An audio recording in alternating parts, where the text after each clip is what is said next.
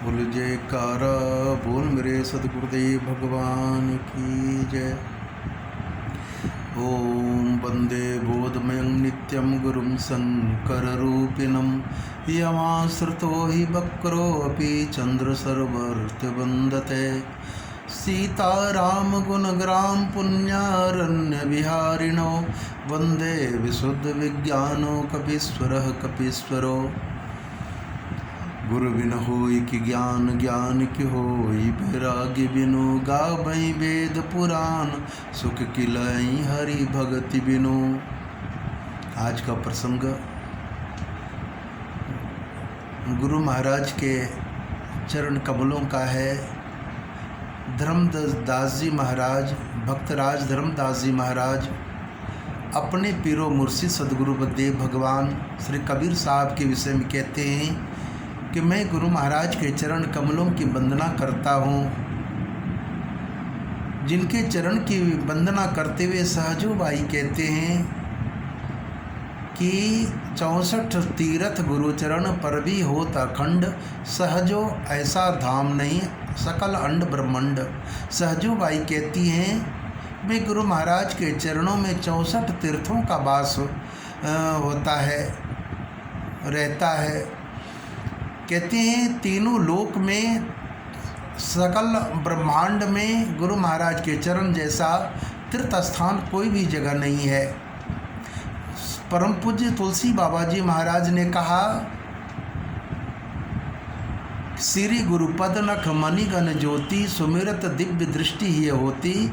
गुरु महाराज के चरण कमलों की वंदना करते हुए कहते हैं गुरु महाराज के चरणों के नख की ज्योति में इतना सामर्थ्यता है कि मेरे को विचार, मेरे गलत संस्कार विचार, मेरे मन में जो दुनिया भवरोग का अंधकार छाया है उसका समन हो जाता है।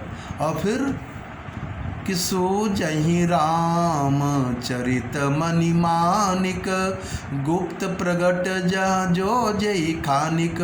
और गुरु महाराज के चरणों की वंदना करते हुए कहते हैं कि इस दुनिया में जहाँ भी परमात्मा का स्वरूप है, जर्रे जर्रे में सब दिखाई पड़ने लगता है। जहाँ भी हर जगह परमात्मा सिया राममय दिव्य दृष्टि हो जाती है।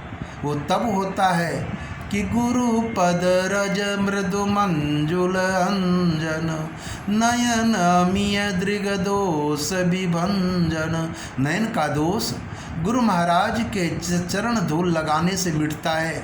इतनी बड़ी महिमा है। जय गुरु चरण रेणु सिर धरहि, सकल विभव अपने बस करहि। और कहते गुरु महाराज के चरण धूल लगाने से दुनिया के तमाम वैभव प्राप्त होते हैं। इतनी बड़ी महिमा गुरुदेव का है। लेकिन आज हम कर क्या रहे हैं? आज मेरा मन कहाँ पर है? हम गुरु के प्रति कितनी मेरी आस्था है? ये तब होता है जब अनन्य प्रेम सदगुरु के प्रति हो। लेकिन अन्यता तो मेरी अच्छी नहीं गई है कुविचारों के द्वारा। आज श्रद्धा प्रेमी गायब हो गया है। आज गुरु शिष्य का धर्म ही लोप हो रहा है।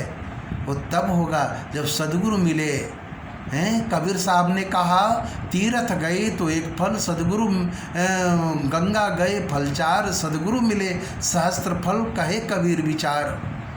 सदगुरु का जीवन में मिलना सबसे बड़ी उपलब्धि है। तीर्थ जाने से एक लाभ प्राप्त होती, दर्शन लाभ। गंगा जाने से 4 चीज़ की प्राप्ति हो, अर्थ धर्म काम मोक्ष। लेकिन सदगुरु का मिलना जीवन में हजारों फल की प्राप्ति है।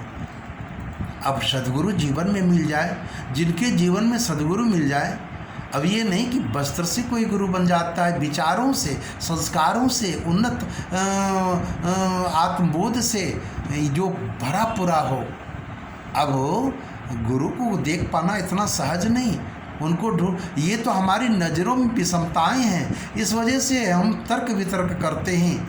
अरे अगर हमारी पात्रता होगी तो सदगुरु मिल जाएंगे। अब मिलते भी हैं। सदगुरु को ढूंढना पड़ता है नहीं, वो तो स्वयं अपने जीवों को। हमारे परमहंस बाबा जी महाराज, परम पूज्य स्वामी परमहंस स्वामी अद्वैतानंद जी महाराज कहते थे, अरे जो मेरे जीव हैं वो स्वतः मेरे पास आ जाएंगे। उनको बुलाने का कोई ज़रूरत नहीं। वो तो मानसरोवर में हंस दाना चुगने के लिए स्वतः आ जाता है, उसी तरह सदगुरु के पास जीव स्वतः, वो कई जन्मों से भटका हुआ जीव, उनके पास जो उनकी रूहें हैं वो आ ही जाते हैं, उनको बुलाना नहीं पड़ता। तो ये सदगुरु भगवान की कृपा है। हम गुरु को ढूंढने जाएंगे, हमारी कैपेसिटी है, हमारे आँखों में वो तासीर है कि हम समझ पाएँ।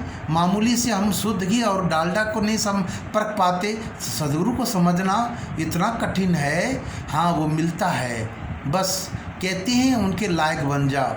अपना कुछ रहे नहीं, अपना मन ही नहीं रहे, बस सब कुछ उनका हो जाए तो कहते मैं तो जर्रे जर्रे में हूँ, जर्रे जर्रे में झांकी भगवान की, किसी नूर वाली आँख ने पहचान की।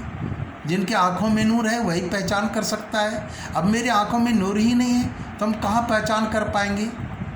जिन्होंने भी पहचान किया, परमहंस बाबा जी महाराज स्वतः पाकिस्तान पहुंच गए श्री नंगली निवासी भगवान जी को लाने के लिए।